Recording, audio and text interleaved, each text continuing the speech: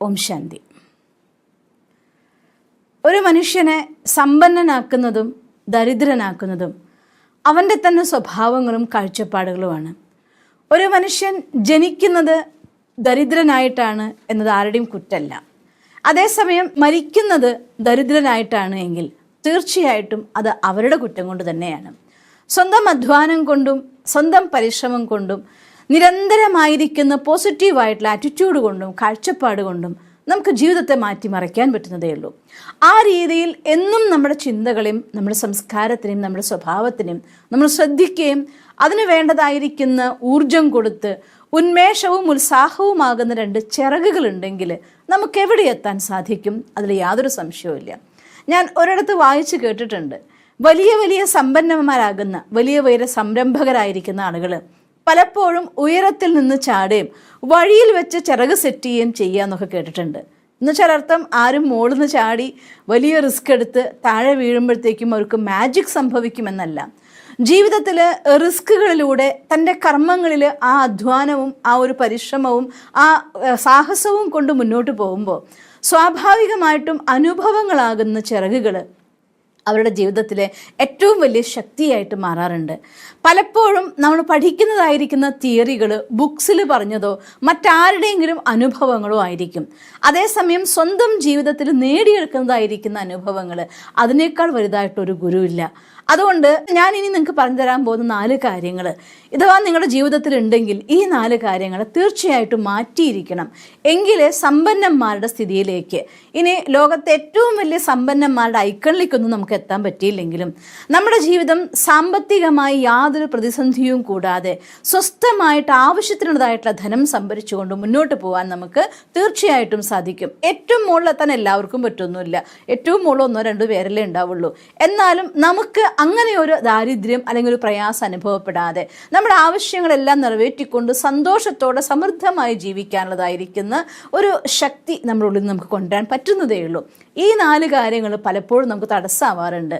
അപ്പോൾ എനിക്കിന്ന് തോന്നി നിങ്ങൾക്ക് ഈ 4 കാര്യങ്ങൾ പറഞ്ഞു തരണമെന്നും ഇത് നിങ്ങളുടെ ജീവിതത്തിലുണ്ടെങ്കിൽ തീർച്ചയായിട്ടും എടുത്ത് മാറ്റണമെന്നും.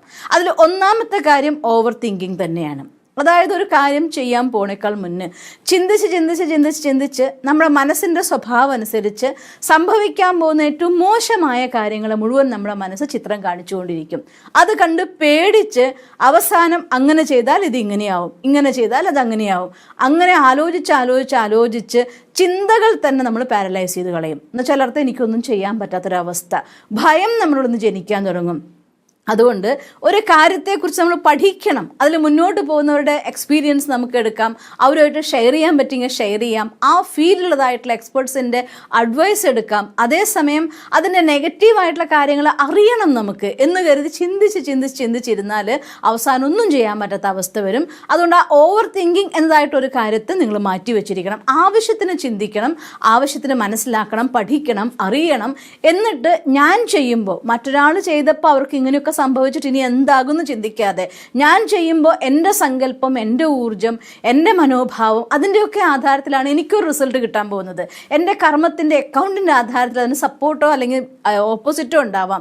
മുന്നൊരാൾ ചെയ്ത കാര്യം ചെയ്യുമ്പോൾ ഞാൻ ജയിച്ചോളണമെന്നുമില്ല, മുന്നൊരാൾ ചെയ്ത കാര്യം അല്ലാതെ ഞാൻ ചെയ്യുമ്പോൾ ഞാൻ തോറ്റോളണമെന്നുമില്ല. അപ്പം അതുകൊണ്ട് നമ്മുടെ ഓരോരുത്തരുടെയും കർമ്മവും നമ്മുടെ ഓരോരുത്തരുടെയും സങ്കല്പവും നമ്മുടെ ഓരോരുത്തരുടെ മനോഭാവം, എൻ്റെ ഉള്ളതായിട്ടുള്ള ഫീലിംഗ്, ഊർജം, ഉന്മേഷം, ഉത്സാഹം, ഇങ്ങനെ നിരവധി ഘടകങ്ങളുടെ ആധാരത്തിലാണ് ഒരു കാര്യം ഞാൻ ജയിക്കണോ തോൽക്കണോ നിശ്ചയിക്കുന്നത്. അപ്പം എൻ്റെ ആറ്റിറ്റ്യൂഡിൽ പോസിറ്റീവ് ക്രിയേറ്റ് ചെയ്യാൻ, എൻ്റെ ഫീലിങ്സ് നിന്ന് പോസിറ്റീവായിട്ടുള്ള വൈബ്സിനെ പ്രൊഡ്യൂസ് ചെയ്യാൻ വേണ്ടി, എനിക്കതിൽ നേടാവുന്നതിൻ്റെ മാക്സിമം അറിവ് നേടാൻ വേണ്ടി, അനുഭവികളുമായിട്ട് ഷെയർ ചെയ്യാൻ വേണ്ടിയൊക്കെ നമുക്ക് ചെയ്യാം. പക്ഷേ അത് ചിന്തിച്ച് മാത്രം ഒരിക്കലും ഇരിക്കരുത്. പൂർണ്ണമായിട്ട് നോളജ് നേടട്ടെ, അവരോട് കൂടെ സംസാരിക്കട്ടെ, ആ ഫീൽഡിൽ സംസാരിക്കട്ടെ, അങ്ങനെ പോകാൻ തുടങ്ങിയാൽ നിങ്ങൾ തുടങ്ങൂല്ല, എവിടെയോ എത്തൂല്ല. അതുകൊണ്ട് ആ ഓവർ തിങ്കിങ് എന്നതൊരു വലിയ നഷ്ടമാണ്. അത് അവസാനം സ്ട്രെസ് കൊണ്ടുവരും. മനസ്സിൻ്റെ ഒരു സ്വഭാവം അനുസരിച്ച് നിങ്ങൾ ചെയ്തിട്ട് അതിനെക്കുറിച്ച് ചിന്തിക്കുകയാണെങ്കിലും ചെയ്യാൻ പോകുന്നതിനെക്കുറിച്ച് സ്ട്രെസ്ഫുള്ളായിട്ട് ചിന്തിക്കുകയാണെങ്കിലും അതിനെ സംബന്ധിച്ചിടത്തോളം അതിന് ഫീൽ ചെയ്യുക, യെസ് ഇത് സംഭവിച്ചു എന്നാണ്. സംഭവിക്കാതെ ചെയ്യാൻ തുടങ്ങാത്തൊരു കാര്യത്തിന് നഷ്ടത്തെക്കുറിച്ച് ഓർത്ത് നിങ്ങൾ ചിലപ്പോൾ രോഗികളാവുമായിരിക്കും. അല്ലെങ്കിൽ അത് നമുക്ക് ചേരാത്തതാണെന്ന് നിശ്ചയിക്കുകയും. അതുകൊണ്ട് ആ രീതിയിലൊക്കെ പോവാതെ ആവശ്യത്തിന് ചിന്തിക്കുകയും പഠിക്കുകയും ചെയ്തു കഴിഞ്ഞാൽ ആ കിട്ടിയ നോളജിനെ പ്രാക്ടിക്കൽ ഇംപ്ലിമെൻ്റ് ചെയ്തുകൊണ്ട് മുന്നോട്ട് പോവുക. അതിനുവേണ്ടി അധികം ചിന്തിക്കുക, ഓവറായി ചിന്തിക്കുക എന്നുള്ള സ്വഭാവത്തിനെ നിർത്തിവെച്ചേക്കണം. പിന്നെ രണ്ടാമത്തൊരു കാര്യം, എല്ലാവർക്കും ചെറുതായി തുടങ്ങുക എന്ന് പറയുമ്പോൾ പേടിയാണ്. അതിന് മുഖ്യൊരു കാര്യം, നമുക്ക് ഇന്നത്തെ ലോകത്ത് സോഷ്യൽ മീഡിയയുടെ സപ്പോർട്ട് ഉള്ളത് കൊണ്ട് തന്നെ ലോകത്ത് ഓരോ കാര്യത്തിലും ഓരോ മേഖല എടുത്തു നോക്കിയാലും അതിലൊക്കെ തന്നെ ഏറ്റവും എക്സ്പേർട്ടായിരിക്കുന്ന ആളുകളെക്കുറിച്ച് നമുക്കറിയാൻ പറ്റും. പക്ഷേ ഞാൻ മനസ്സിലാക്കിയിടത്തോളം പഠിച്ചിടത്തോളം എല്ലാ എക്സ്പേർട്ടായിരിക്കുന്ന ആളുകളും ഇന്ന് ആ തലത്തിൽ എത്തിയെങ്കിൽ അവർ ചെറുതായിട്ട് തുടങ്ങുകയും അതിനെ ഡെവലപ്പ് ചെയ്യാൻ വേണ്ടി രാവും പകലും നിരന്തരമായി പരിശ്രമിക്കുകയും അത്രയ്ക്ക് കഠിനാധ്വാനം ചെയ്യുകയും അതിന് തന്നെ വേണ്ടി അവരെ സമർപ്പിച്ച് വലുതാക്കുമ്പോഴാണ് ശരിക്കും പറഞ്ഞാൽ അവരൊക്കെ ഇന്നത്തെ ഐക്കൺസ് ആയിട്ട് മാറുന്നത്. Throw yourself into it എന്നൊരു ബുക്ക് തന്നെ എഴുതിയിട്ടുണ്ട് ഒരാൾ, നിങ്ങളെ അതിലേക്ക് വലിച്ചെറിയൂ എന്ന്. ഏത് കാര്യം നിങ്ങൾ ചെയ്യുന്നു നിങ്ങൾ അതായി തീരണം. നമ്മൾ ഭക്തിയിൽ പറയുമല്ലോ, ഭഗവാനെ ഓർത്തോർത്ത് ആരുടെ ഭക്തി നിങ്ങൾ ചെയ്യുന്നു, സായുജ്യം സാലോക്യം എന്നൊക്കെ പറയും. എപ്പോഴാണോ നമ്മൾ അവരുടെ ഓർമ്മയിലിരിക്കുന്നത്, അവരുടെ തന്നെ ലോകത്ത് ജീവിക്കാൻ തുടങ്ങുന്നത്, അവസാനം നമ്മൾ അവരെ പോലെയായി തീരുമെന്ന് പറയും. അതുപോലെ ഏതൊരു കാര്യത്തിൻ്റെയും പോളിസി അതാണ്, പ്രിൻസിപ്പിൾ അതാണ്. ആ കാര്യത്തെക്കുറിച്ച് പഠിക്കുകയും അറിയുകയും ചെയ്യുകയും ചെയ്തുകൊണ്ട് നിരന്തരമായി പരിശ്രമിച്ചുകൊണ്ടിരിക്കുകയാണെങ്കിൽ ഏത് കാര്യത്തിലും നിങ്ങൾക്ക് അതിൻ്റെ ഹൈറ്റ്സ് എത്താൻ പറ്റുന്നതേ ഉള്ളൂ. പക്ഷേ ഇന്നത്തെ ലോകത്ത് ഒരു വീഡിയോ ചെയ്യുകയാണെങ്കിൽ എല്ലാവരുടെയും ആഗ്രഹം ഒരു വീഡിയോ നടക്കുമ്പോൾ ഞാനിട്ട വീഡിയോ ആദ്യത്തെ വീഡിയോ തന്നെ വൈറലാവണം, ലക്ഷക്കണക്കിന് ആളുകൾ കാണണം, കോടിക്കണക്കിന് ആളുകൾ കാണണം എന്നാണ് ഞാൻ പലപ്പോഴും വാച്ച് ചെയ്യാറുണ്ട്.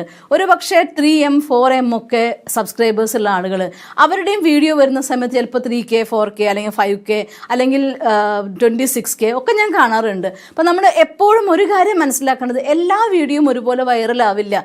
ചില കാര്യങ്ങൾ നമ്മൾ പറയുന്നത് എല്ലാവർക്കും ഉപകാരമുള്ളതായിരിക്കും. അങ്ങനെയുള്ളത് എല്ലാവരുടെ ഇടയിലും അത് ഷെയർ ചെയ്യപ്പെട്ടു പോകും. ചില കാര്യം പറയുന്നത് ചിലർക്കേ ഇഷ്ടമുണ്ടാവുള്ളൂ. അതുകൊണ്ട് ഇട്ട വീഡിയോ, ഞാനൊരു വീഡിയോ ചെയ്യുമ്പോൾ അത് ഇന്ന് തന്നെ വൈറലാവണം. ഞാനൊരു പ്രോഗ്രാം ചെയ്യുകയാണെങ്കിൽ എൻ്റെ സെമിനാർ ഹാള് ഫുള്ളായിട്ടുണ്ടായിരിക്കണം. ഞാനൊരു ബുക്ക് എഴുതുകയാണെങ്കിൽ ലോകത്ത് ഏറ്റവും സെല്ലിംഗ് ആയിട്ടതായിരിക്കണം. വിഷ്വലൈസ് ചെയ്യൂ, നിങ്ങൾ അതിനുവേണ്ടി ഊർജ്ജം കൊടുക്കൂ. പക്ഷേ എഴുതാൻ തുടങ്ങാതെ, ഒരു വീഡിയോ ചെയ്യാതെ, ഒരു പാട്ട് നമ്മൾ നമ്മുടേതായിട്ടുള്ള പ്രാക്ടീസ് തുടങ്ങാതെ, നമ്മുടേതായിട്ടുള്ള ഒരു പെർഫോമൻസ് കാഴ്ചവെക്കാതെ ഞാൻ ചെയ്യുന്ന ആദ്യത്തെ സാധനം തന്നെ ഏറ്റവും ടോപ്പാവണം എന്ന് വിചാരിച്ചാൽ അത് നമുക്കൊരിക്കലും നടക്കില്ല. പക്ഷേ ഇന്നത്തെ ലോകത്ത് എല്ലാവർക്കും ചെറുതായിട്ട് തുടങ്ങി എന്ന് പറയാൻ മോശം. എൻ്റെ ഒരു 10 വീഡിയോ അധികം ആൾക്കാർ കാണാതെ പിന്നെയാണ് കാണാൻ തുടങ്ങിയത് എന്ന് പറയുമ്പോഴത്തേക്കും നമ്മുടെ പോപ്പുലാരിറ്റി കുറവാന്ന് വിചാരിക്കുക. ആരും തുടങ്ങിയപ്പോൾ ആൾക്കാരെല്ലാം കാണാൻ തുടങ്ങിയിട്ടില്ല. നിരന്തരമായി ചെയ്ത് ആളുകൾക്ക് അത് എത്തുമ്പോൾ, ആളുകൾക്ക് ആവശ്യമുള്ളതായിട്ടുള്ള മാറ്ററുകൾ ഒരു കാര്യത്തിൽ നമ്മൾ ചെയ്യാൻ തുടങ്ങുമ്പോൾ കുറച്ച് കഴിയുമ്പോൾ നമുക്ക് മനസ്സിലാവും ആ ഫീൽഡിൽ ആളുകൾക്ക് എന്താണ് ആവശ്യമുള്ള സാധനം. ആ രീതിയിൽ നമുക്ക് പഠിക്കാൻ പറ്റും. നമ്മുടെ അനുഭവത്തിന് പഠിക്കണം, നമ്മൾ ചെയ്തു നോക്കണം.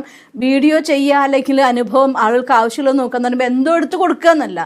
ആവശ്യമുള്ള കാര്യമാണോ നമ്മുടെ ജീവിതത്തിൽ അതിനെ പ്രാവർത്തികമാക്കി നോക്കണം. അതിനെ പ്രാക്ടിക്കലായിട്ട് മനനം ചെയ്യണം, മഥനം ചെയ്യണം. എന്നിട്ടത് ചെയ്തു നോക്കൂ. സ്വാഭാവികമായിട്ട് ആ ഫീൽഡിൽ നിങ്ങൾ സക്സസ് ആയിക്കോളും. അത് ഡാൻസിലാണെങ്കിലും സ്വാഭാവികമായിട്ട് ഒരു ദിവസം കഴിയുമ്പോൾ നിങ്ങൾ എത്തിക്കോളും. അത് നിങ്ങളുടെ ബിസിനസ്സിലാണെങ്കിലും ചെറുതായി തുടങ്ങിക്കഴിഞ്ഞാൽ ഒരു ദിവസം നിങ്ങൾ ബില്യനെയർ ആയിക്കോളും. സംശയമില്ല. തുടങ്ങാതെ ഒരിക്കലും മില്യനെയറും ബില്യനെയറും ആവില്ലല്ലോ. ചെയ്യാതെ ഒരു വീഡിയോ വൈറലാവില്ലല്ലോ.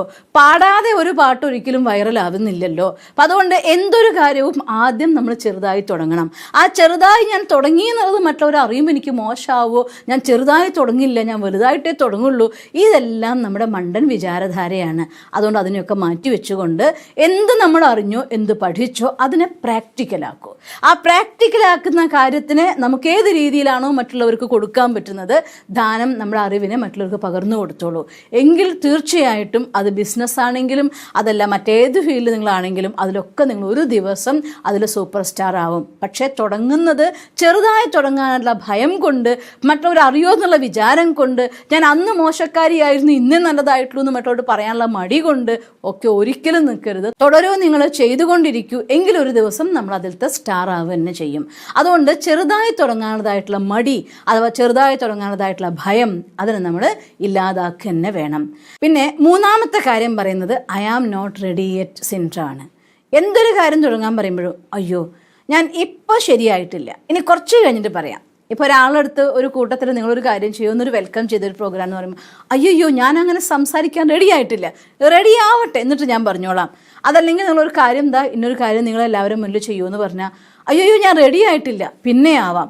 എന്തെങ്കിലും ഒരു ചെറിയ ബിസിനസ് കാര്യമാണ് തുടങ്ങാൻ പറഞ്ഞു കഴിഞ്ഞാൽ ആ ഫീൽഡിനെ കുറിച്ച് ഞാൻ പഠിച്ചിട്ട് ചെയ്യാം. വാസ്തവത്തിൽ ഇത് നിങ്ങൾ പഠിക്കാത്തത് കൊണ്ടോ ഇത് നിങ്ങൾ പറയാത്തത് കൊണ്ടോ അല്ല, നിങ്ങൾ സ്വയം മനസ്സിലാക്കുന്നത് ഞാൻ ഇനിയും എൻ്റെ റെഡി ആയിട്ടില്ല, എനിക്ക് മറ്റുള്ളവരെ മുന്നേറാൻ തയ്യാറായിട്ടില്ല എന്നുള്ള വിചാരം കൊണ്ടാണ്. അതുകൊണ്ട് ആ ഒരു വിചാരത്തെ മാറ്റണം. ഏതൊരു ജേണി ആണെങ്കിലും നമ്മളെപ്പോഴും പറയാറുള്ള ഒരു ഇത് ഞാൻ കേട്ടിട്ടുണ്ട്, ഏതൊരു യാത്രയും മൈലുകളോളം ദൂരമുള്ള യാത്ര ആരംഭിക്കുന്നത് ഒരു സിംഗിൾ സ്റ്റെപ്പ് എന്നാണ്. ഒരു കാലടി വെച്ച് രണ്ടാമത്തെ കാലടി വെച്ച് അങ്ങനെ ഒരു യാത്ര പോവാറുള്ളൂ. അപ്പം അതുകൊണ്ട് ഇനി കാത്തിരിക്കാതെ, കാത്തിരിപ്പിൻ്റെ അവസാനം എന്ന് പറഞ്ഞാൽ ഒരു കാറ് നമ്മൾ ഇറക്കി റോട്ടിൽ ഡ്രൈവ് ചെയ്യണമെന്നുണ്ടെങ്കിൽ പേടിയുള്ള ഒരാൾ ഞാൻ റോട്ടിൽ ട്രാഫിക് ഇല്ലാണ്ടായിട്ട് വണ്ടി എടുക്കാമെന്ന് പറഞ്ഞു കഴിഞ്ഞാൽ വണ്ടികൾ എപ്പോഴും വന്നുകൊണ്ടിരിക്കും, എണ്ണം കൂടുക ചെയ്യും, പക്ഷേ ഇല്ലാത്ത റോഡ് ഉണ്ടാവില്ല. അതുകൊണ്ട് വണ്ടികളില്ലാത്ത റോഡിൽ വണ്ടി ഓടിച്ച് പഠിക്കാൻ പറ്റില്ല. നമുക്ക് ഒരു ബ്ലോക്കും ഇല്ലാതെ ആയിട്ട് ഞാനൊരു ലക്ഷ്യത്തിലേക്ക് യാത്ര ചെയ്യാമെന്ന് വിചാരിച്ചാൽ നമുക്ക് അവിടെ എത്താൻ പറ്റലുണ്ടാവില്ല. അതുകൊണ്ട് ഞാൻ കഴിഞ്ഞ ദിവസം എസ് ജാനകി അമ്മയെക്കുറിച്ചൊരു പ്രോഗ്രാമിൽ പറയുന്നതായിട്ട് റെഫറൻസ് കേട്ടു. എനിക്ക് ഭയങ്കരമായിട്ട് എൻ്റെ ഹാർട്ട് ടച്ച് ചെയ്തു പോയി. അവർക്ക് ഒരു ആസ്തമ രോഗം വന്നിട്ട് ആ ആസ്തമ രോഗിയായിരുന്ന ആളാണ് തൻ്റെ ശ്വാസതടസ്സത്തിൻ്റെ, ആസ്തമ രോഗം എന്ന് വെച്ചാൽ നിങ്ങൾക്ക് അറിയാലോ ശ്വാസത്തിന് എത്രമാത്രം പ്രയാസം അനുഭവിക്കേണ്ടി വരും. എന്നാൽ ഏറ്റവും കൂടുതൽ ശ്വാസത്തെ നിയന്ത്രിക്കുകയും ഉപയോഗിക്കുകയും ചെയ്യേണ്ടതായിട്ടുള്ള ഒരു മേഖലയാണ് സംഗീതം, ഒരു ഗായകൻ എന്ന് വെച്ചാൽ. വർഷങ്ങളോളമായി, കാലങ്ങളോളമായിട്ട് ആ പാട്ട് നമ്മൾ ആസ്വദിക്കുന്നു. ഒരാൾക്കും മനസ്സിലാക്കാൻ പറ്റിയിട്ടില്ല ഇങ്ങനൊരു രോഗിയായിട്ട് ഒരാൾ ഇത്ര നന്നായിട്ട് പാടുന്നല്ലോ എന്ന്. അപ്പോൾ ഒരിക്കലും അവസരങ്ങൾ വേണ്ടിയിട്ടോ അല്ലെങ്കിൽ ഞാൻ തയ്യാറാവാൻ വേണ്ടിയോ കാത്തു നിൽക്കുകയാണെങ്കിൽ ഇന്ന് ഇങ്ങനെ ഒരു ഗായിക, ഇങ്ങനൊരു വാനമ്പാടി നമ്മുടെ ഇടയിൽ ഉണ്ടായിരിക്കില്ല. അതുകൊണ്ട് ജീവിതത്തിൽ പ്രതിസന്ധികൾ എല്ലാവർക്കും വരും. നമുക്ക് നമ്മുടേതായിട്ടുള്ള കുറവുകൾ എല്ലാവർക്കും ഉണ്ടാവും. കുറവില്ലാത്ത ഒരു മനുഷ്യനും ഇല്ല. പക്ഷേ പരിശ്രമം കൊണ്ട് കുറവിനെ നിറവിലേക്ക് മാറ്റുന്നവരാണ് ലോകത്തെ ഏറ്റവും നല്ല വിജയികളായിട്ട് മാറുന്നത്. അതുകൊണ്ട് ഞാൻ റെഡിയായിട്ടില്ല എന്നതായിരിക്കുന്ന ചിന്താധാരനെ മാറ്റിക്കൊണ്ട് റെഡിയായത് വെച്ച് ഞാൻ മുന്നോട്ട് പോകും, അവസാനം ഞാൻ ഈ യാത്രയിൽ വിജയിക്കുക തന്നെ ചെയ്യും എന്നതായിട്ട് ലക്ഷ്യത്തോടെ പോകണം. പിന്നെ നാലാമത്തൊരു കാര്യം, പലർക്കും ഒരു റിസ്ക് എടുക്കുക എന്ന് കേൾക്കുമ്പോഴത്തേക്കും പേടിയാണ്. കംഫർട്ട് സോണിൽ സ്വസ്ഥമായിട്ട് മുന്നോട്ട് പോകാൻ മാത്രമാണ് 90% ആളുകൾക്കും ഇഷ്ടം. ആ കംഫർട്ട് സോൺ എന്ന് പറയുന്നത് യഥാർത്ഥ കംഫർട്ട് സോൺ ആയിരിക്കുമോ അല്ലതാനും. എന്തെങ്കിലും റിസ്ക് വന്നു, എന്തെങ്കിലും ഒരു എക്സ്ട്രാ നമുക്ക് പൈസ എടുക്കേണ്ടി വന്നു, അല്ലെങ്കിൽ എന്തെങ്കിലും ഒരു കാര്യങ്ങൾക്ക് വേണ്ടി വന്നു, നമ്മുടെ ഡെപ്പോസിറ്റ് ഉണ്ടായിരിക്കില്ല, അല്ലെങ്കിൽ എൻ്റെ കയ്യിൽ സാധനം ഇല്ലാണ്ടായിപ്പോയി, ഞാൻ അത്ര പ്രതീക്ഷിച്ചില്ലായിരുന്നു, എനിക്ക് ലോണുകൾ അടഞ്ഞടഞ്ഞ് എത്താൻ പറ്റിയിട്ടില്ലായിരുന്നു, ഇങ്ങനെ പല കാരണങ്ങൾ കൊണ്ട് സ്വയം മുട്ടുമടങ്ങി പോകുന്നത് നമ്മുടെ കംഫർട്ട് സോണിന് പുറത്തു വരാതെ ജീവിക്കുമ്പോഴാണ്. അതുകൊണ്ട് ആ കംഫർട്ട് സോണിനെ മുറിച്ചുകൊണ്ട് റിസ്ക് എടുത്ത് ആര് മുന്നോട്ട് പോകുന്നു അവർ തീർച്ചയായിട്ടും എപ്പോഴും എല്ലാവർക്കും സഹായം ചെയ്യുന്നവരായിട്ട് മാറും.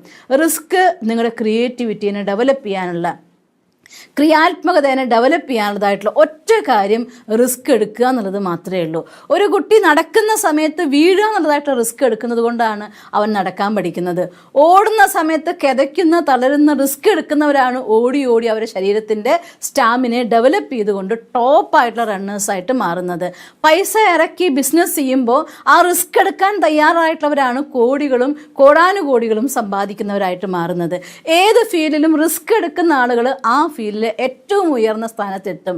അതുകൊണ്ട് ജീവിതത്തിൽ ഉന്നതി ആഗ്രഹിക്കുന്നുണ്ട് എങ്കിൽ നമുക്ക് സാമ്പത്തികമായും സന്തോഷമായിട്ടും ഹെൽത്ത്, വെൽത്ത്, ഹാപ്പിനെസ്സിൽ മുന്നോട്ട് പോകണമെന്നുണ്ടെങ്കിൽ എക്സസൈസ് ചെയ്യാനുള്ള റിസ്ക് എടുക്കുന്നവർക്കാണ് നല്ല ഹെൽത്ത് എന്ന ഹാപ്പിനെസ് കിട്ടുന്നത്. തൻ്റെ സാമ്പത്തികമായിട്ട് ജോലിയിൽ റിസ്ക് എടുക്കുന്നവരാണ് സാമ്പത്തികമായിട്ടുള്ള ഫ്രീഡം അനുഭവിക്കുന്നത്. നിങ്ങൾ ഏത് ഫീൽഡ് നോക്കിയോളൂ, റിസ്ക് എടുത്തവരെല്ലാം നാളെ സന്തോഷത്തിൻ്റെ മകുടമണി ചൂടുന്നവരാണ്. അതുകൊണ്ട് ജീവിതത്തിൽ മുന്നോട്ട് പോകാൻ വേണ്ടി ഈ 4 കാര്യങ്ങൾ നിങ്ങളുടെ ഉള്ളിലുണ്ടെങ്കിൽ, റിസ്ക് എടുക്കാൻ മടിയുണ്ടെങ്കിൽ ഒഴിവാക്കണം, ചെറുതായി തുടങ്ങുന്നതിൽ പേടിയുണ്ടെങ്കിൽ ഒഴിവാക്കണം, ഞാൻ ഇനിയും റെഡിയായിട്ടില്ല എന്നതായിട്ടുള്ള നമ്മുടെ ചിന്താധാരനെ മാറ്റണം, അധികം ചിന്തിച്ച് ടെൻഷൻ അടിച്ച് ഒന്നും ചെയ്യാൻ പറ്റാതാവുന്ന അവസ്ഥയുണ്ടെങ്കിൽ അതിനെ മാറ്റണം. ഈ 4 കാര്യങ്ങൾ നിങ്ങൾ മാറ്റിയാൽ നിങ്ങളെ സാമ്പത്തികവും ശാരീരികവും ആരോഗ്യവും ഒപ്പം സന്തോഷവും നിറഞ്ഞ ഒരു ജീവിതം നേടുന്നതിൽ നിന്ന് തടയാൻ വേണ്ടി ഒരാൾക്കും സാധ്യമല്ല. ഈ പ്രപഞ്ചശക്തി നിങ്ങൾക്ക് കൂട്ടായിട്ടുണ്ടായിരിക്കും, ഭഗവാൻ നമുക്ക് കൂട്ടായിട്ടുണ്ടായിരിക്കും. അതുകൊണ്ട് അങ്ങനെ എന്നും വിജയികളായിക്കൊണ്ട്, എന്നും സന്തോഷവാന്മാരായിക്കൊണ്ട്, എന്നും സമ്പന്നന്മാരായിക്കൊണ്ട് ജീവിക്കാൻ നിങ്ങൾക്ക് ഓരോരുത്തർക്കും സാധിക്കട്ടെ എന്ന് ഞാൻ ഈശ്വരനോട് പ്രാർത്ഥിക്കുന്നു. ഓം ശാന്തി. ദിവസം തോറും ജീവിത വിജയങ്ങൾക്ക് വെളിച്ചം വീശുന്ന പുത്തൻ വീഡിയോകൾക്കായി ഞങ്ങളുടെ യൂട്യൂബ് ചാനൽ സബ്സ്ക്രൈബ് ചെയ്യൂ. നോട്ടിഫിക്കേഷൻ ലഭിക്കുന്നതിനായി ബെൽ ഐക്കൺ ക്ലിക്ക് ചെയ്യൂ. ഒപ്പം ഞങ്ങളുടെ ഫേസ്ബുക്ക്, ട്വിറ്റർ, ഇൻസ്റ്റാഗ്രാം പേജുകൾ ഫോളോ ചെയ്യൂ. നന്ദി.